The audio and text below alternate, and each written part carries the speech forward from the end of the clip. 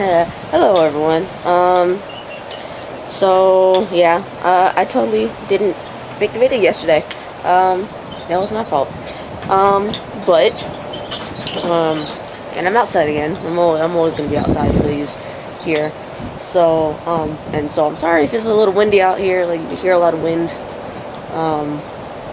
But anyways, this is Rosewood, season 2, episode 18. Called Fairy Tales and Frozen Truths. I think I'm just gonna go chronologically as you saw in the episode, as we saw throughout the from the beginning to the end of the episode, instead of the full story or the full main story and then the B storylines or whatever. So it starts off. The episode starts off with a woman speeding to apparently meet someone. But when she, gets there, she doesn't actually go inside. Instead, calls the police, I guess. 2 days later, Rosie comes to Villa's early to meet Marcos. But Villa is not really that enthusiastic for that to happen. Which I guess I could see, kind of. Because family is a bit touchy for a lot of people. And clearly, it's really touchy for Villa and her family. So, because her dad was, up and walked out on them. So, can't really mad at her for that. And it seems like Marcos is doing the same thing, kind of. But anyway, before Rosie can, or before Villa can get Rosie outside of the house, Marco arrives and they talk and it makes Villa uncomfortable and clearly. Anyway, so they get to the crime scene a little while later. And, Rosie's like, well, or no, not Rosie. Villa says that Marco's being friendly, is being friendly and stuff, but, he's avoiding Daisy and there's has to be a reason why, I guess. Anyway, so once the crime scene, they figure the person who was killed, whose name is Ashley,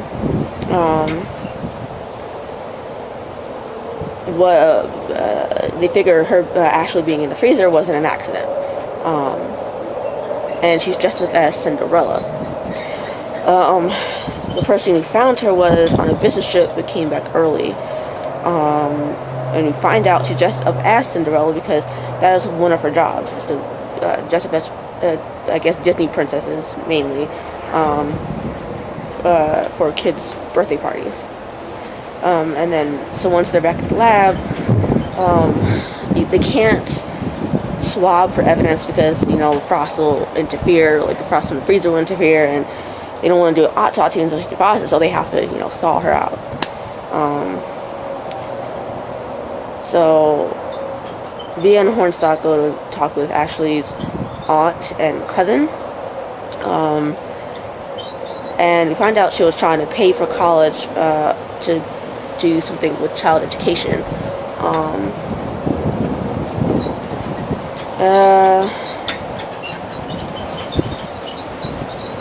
They find, back in the lab, they find the hair between the dress and her skin, it's between that, and it's actually synthetic, it's not, real hair,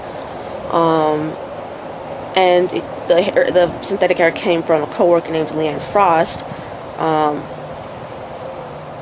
and she and Leanne had a fight. Once they find Leanne, which was at a birthday party, she was dressed up as Rapunzel, by the way. They question her, and we find out Leanne wanted Ashley to cover her, but Ashley was a stickler for rules and all that, and wouldn't cover her shift. They also found out Ashley was flirting with one of the dads, and she gave him her phone number, and we eventually find out that the wig was the synthetic hair that's from Leanne's wig isn't the one that was on the body.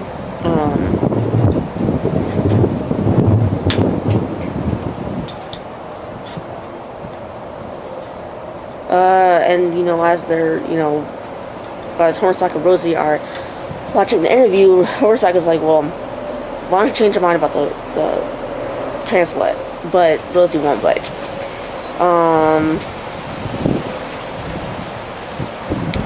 Apparently, Ashley, like a little bit later, we find out Ashley had called 911 the day she died.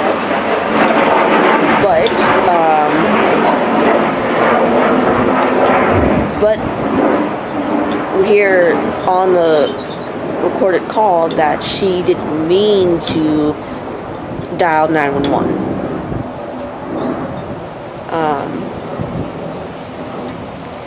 They think Ashley suspected dad was abusive, and she found out that she was trying to get him arrested. But as you know, first theories usually aren't what,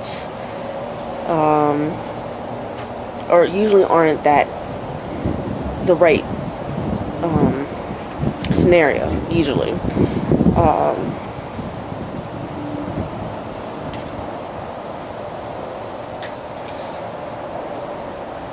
And then we see Daisy come into the lab looking for Villa, but she isn't there. And she knows Villa's hiding something, but she doesn't know what. And this is where we find out that Ashley had pepper in her nose from pepper spray, not, you know, the stuff you eat on food. And there is this chemical in this specific pepper spray that you can only see in the dark. It's not visible to the naked eye in sunlight. It has to be ultraviolet light. So it's clear that whoever she pepper sprayed has it all over themselves. So Villa and Rosie go to the house of the man that she was apparently flirting with, and find out he was the one who was pepper sprayed. And the guy, I don't remember who the guy's name is. I didn't even look it up on IMDb. But anyway, so the guy was apparently sleeping with the nanny, and when he smacked her butt, his daughter misunderstood what he was doing, and so the kid said, "Oh, my daddy likes to spank the nanny's butt," and told that to, or she said something. The kid must have said something like, I don't think the kid said anything along the lines that daddy spanked the nanny, but somewhere along the lines, the kid said something about, is it okay to spank people or something like that? And so I guess Ashley assumed that the father was spanking the kid or hitting the kid or whatever. And so that's how this whole thing came about. At least that as far as the abusive dad goes. At least I assume so. But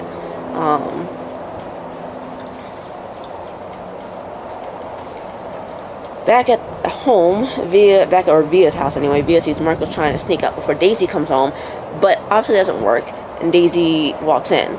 He leaves before anything can be said or done.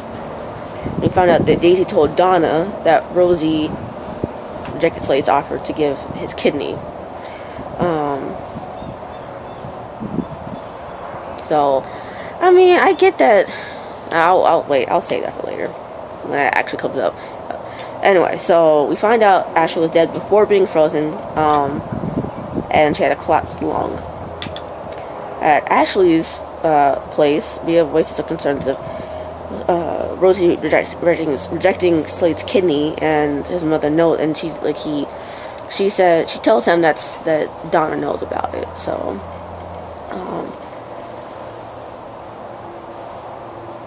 then they find a statue that has beads on it from Ashley's princess dress on the bottom of it. So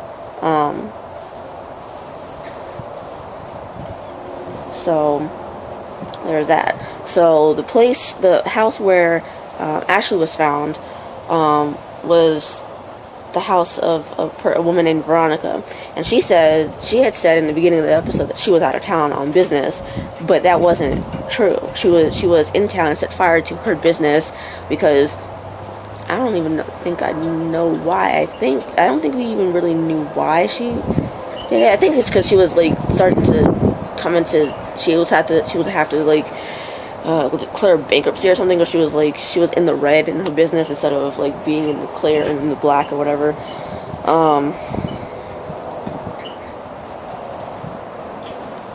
So they bring her in and they get all that information, and Slade's like, he tells Rosie the chances of you finding another kidney are slim to none, and that the only other way to get one besides donating is for someone to die. And so he wants to donate his kidney.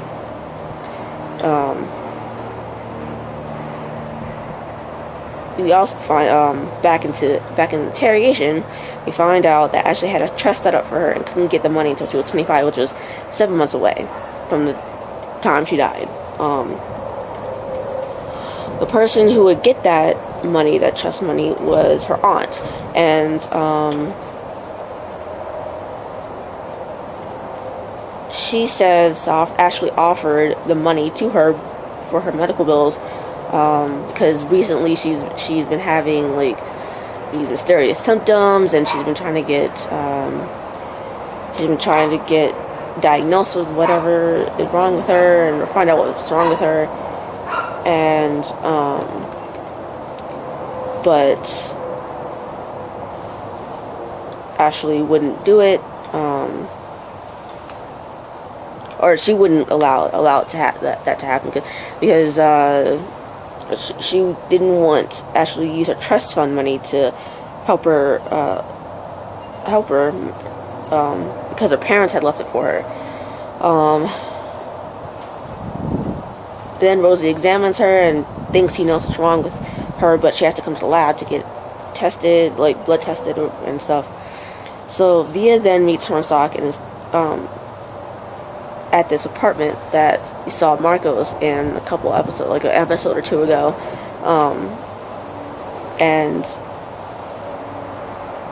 Hornstock tells her that Marcos has been living in this particular apartment for the last 4 months, so he hasn't just recently come back. So, and the whole she sees the whole wall covered in pictures of the whole team, plus one of Hornstock and his daughter. Clearly, obviously, and understandably, Hornstock is upset about the fact that Marcos has pictures of his daughter. So, Marcos then comes in and spins a story about how, why are you invading my privacy? Like, okay, first of all, that would be true if you weren't up to nefarious things. So, miss me with that whole mess. Second of all, why the fuck are you taking pictures of everybody? That if there's no reason for it just makes no sense for him to have those pictures of the team. And he made this fucking other claim that the reason why he did it was because he can't make friends as easily. I'm like, boy, bye. Like, I feel like I can't make friends that easily myself, but I don't go around taking pictures of everyone in my actual friends like circle of friends to get to know them better. I'm like, what? Who the fuck does that unless they really are into some nefarious shit? Like, no. I mean, like, really? I mean, it makes no sense because it's like, I mean, no.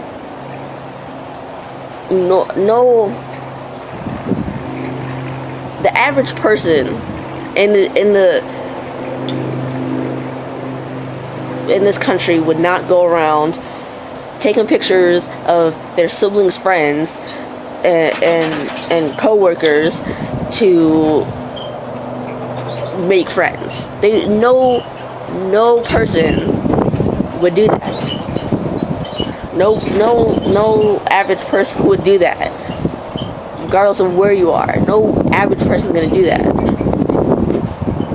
unless they're literally up to something, which I still think he is.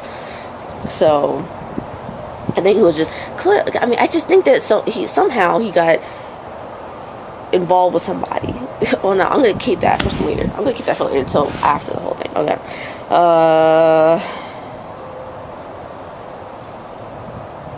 So we find out Ashley's aunt was poisoned with high levels of nicotine because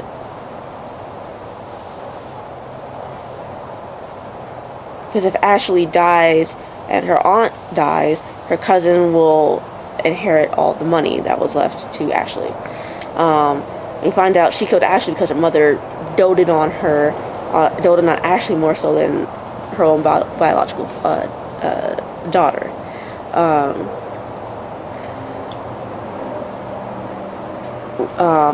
After they arrest her and everything, Rosie gets a visit from Slade at his house. Rosie explains himself to Slade by saying, well, I did this to myself, so I can't jeopardize your future health for something that I fucked up. Which I will grant him that, yeah, I get where you're coming from, but I mean, it's not like, I mean, Slade seems to be in his best physical health right now, so I mean, short of someone poisoning him and ruining his remaining kidney,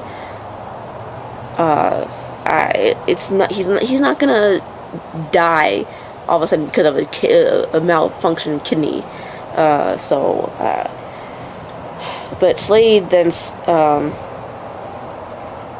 says he isn't doing it only to save Rosie, but himself as well, because he feels if Rosie's not there, then he's gonna end up doing something that he wouldn't normally do if Rosie was there. So anyway, so back to Marcos, since that's the last part of the episode. I think he got involved with some people when he was in the military. Some bad people while he was in the military, because I mean, I get nobody would normally talk about what they went through while they were fighting in wherever country they were fighting in. I get that, but he seems even less likely to talk about it.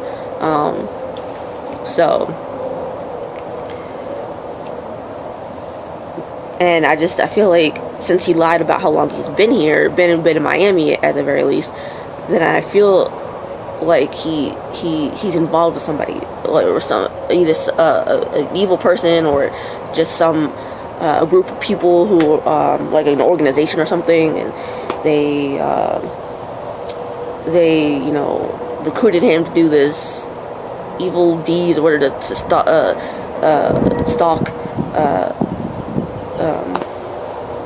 the whole team and all that. So I mean, I don't know. I mean, clearly it's not up to no good, because that excuse he gave about how he doesn't make friends that easily is so fucking paper thin. And I'm just like, no way that anybody would believe that. I mean, at least I hope that Villa doesn't believe it, because I'm like, who, like, that's the most flimsiest excuse I've ever heard. Flimsiest excuse. That's how serial killers defend themselves. Is that I can't make friends easily, so I stalk them and take photos of them. Like, it's literally how friggin' serial killers defend themselves, basically. So I'm just like, no. So I just hope that Villa, figures out what's going on with him, because clearly something more than just him not being able to make friends easily is just she doesn't believe it. I hope she doesn't believe it and figures out everything that's going on with him, because that was a bad excuse. That was a really bad excuse that I've ever heard in my life. I haven't heard as bad of an excuse as this one in a while. I don't know who would believe that. I don't know who in the world would believe that. Like, who the fuck would believe that shit? I can understand if like a kid believed that. Like a kid who like someone who's younger than like 14 years old would believe that. I could see that if a kid believed that, but Cora, what do you want? Yeah, go away. Go pee. Yeah, sorry about that. Doctor came out. So yeah, it's just, it makes no sense. Like, it literally makes no sense whatsoever. At all. Like, I really don't understand why anybody would believe that. I don't. Whatsoever. Okay, anyway. I don't know. I'm glad Rosie, changed his mind, about having Slade, taking Slade's kidney, because at the end of the episode, I forgot to mention that Rosie gave Slade a bowl of healthy food to like make sure his kidney was kept healthy for the transplant. So I'm glad he changed his mind. I'm glad he did change his mind, because obviously you can't kill the main character off due to complications with a kidney. You can't just do that. I mean, since he's the focal, like, the main character, he's literally the main character. He's literally the main character, or at least the main male character, main male lead character. You can't kill him off. So I'm glad that they're, writing him, making him take the kidney now. So anyway, next week there is a baton wielding assassin running around Miami. Baton wielding. So I don't know. I don't quite remember exactly everything that happened in the preview, but so I won't really make a prediction as far as those are concerned, or next week's or this week's episode is concerned.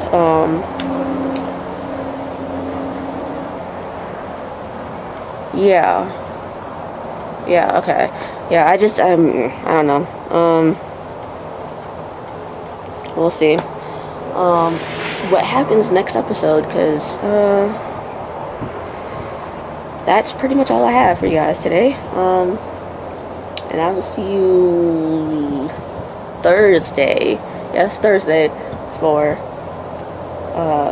Catfish. Bye.